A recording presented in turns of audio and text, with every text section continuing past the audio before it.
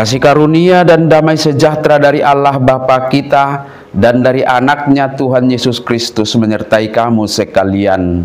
Amin. Shalom, saudara-saudari sahabatku yang terkasih di dalam nama Tuhan Yesus.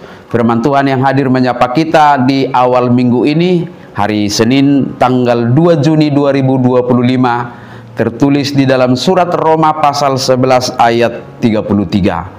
Mari sahabatku kita simak dan renungkan firman Tuhan yang menjadi kekuatan dan inspirasi untuk menjalani hari ini. Demikian. Oh, alangkah dalamnya kekayaan, hikmat dan pengetahuan Allah. Sungguh tak terselidiki keputusan-keputusannya dan sungguh tak terselami jalan-jalannya. Bagasnaya tong hamoraon hapistara dohot parbinotoan ni debata.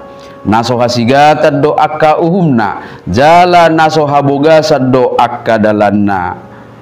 Demikian firman Tuhan. Sahabat renungan harian, saudara-saudariku yang dikasihi Tuhan Allah, lewat firman Tuhan di awal bulan Juni ini, Paulus mengajak kita untuk melihat kebesaran Tuhan dan karyanya yang luar biasa yang sudah diperbuatnya lewat seluruh ciptaannya.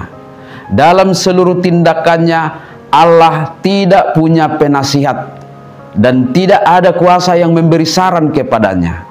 Atas pembuktian kemahakuasaannya dalam menciptakan langit dan bumi, dalam memelihara hidup seluruh ciptaannya, dan dalam karya penebusannya dalam Kristus Yesus, sesungguhnya tidak ada lagi yang perlu kita respon dengan ketakutan yang berlebihan dalam hidup kita.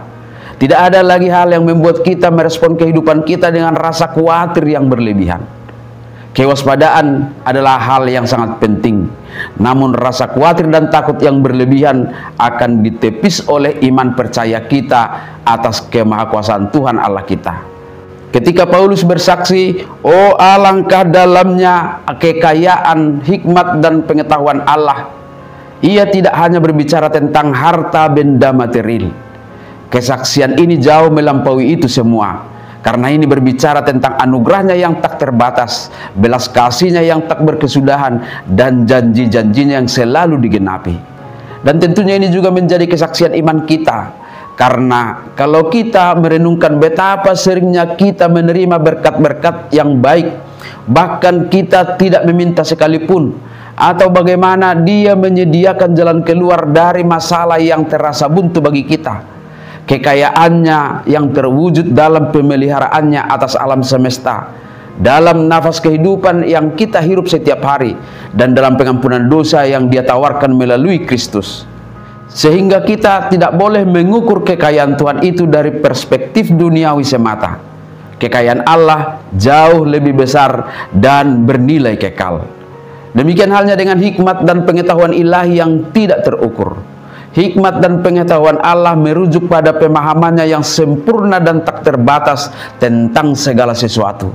Dia tahu masa lalu, masa kini, dan masa depan.